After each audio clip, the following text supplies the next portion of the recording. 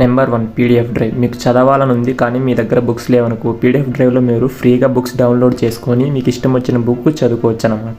Number 2 remove.bg.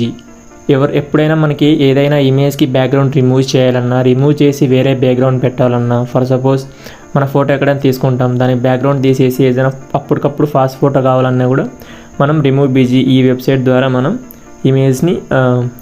ఇమేజ్కి background తీసేయచ్చు. Number 3 Wikipedia. ఇందులో మనం ఏ టాపిక్ తీసుకున్నా, ఏ మనిషి గురించి తెలుసుకోవాలన్నా, ఏ ఊరు గురించి తెలుసుకోవాలన్నా, ఎలాంటి దాని గురించైనా ఇందులో మనం ఫ్రీగా తెలుసుకోవచ్చు అనమాట. Number 4 stock overflow. ఇది ఎక్కువగా డెవలపర్స్కి యూజ్ అవుతుంది. అంటే డెవలపర్స్కే కాదు, మామూలుగా కోడింగ్ నేర్చుకునే వాళ్ళకి ఉపయోగపడుతుంది.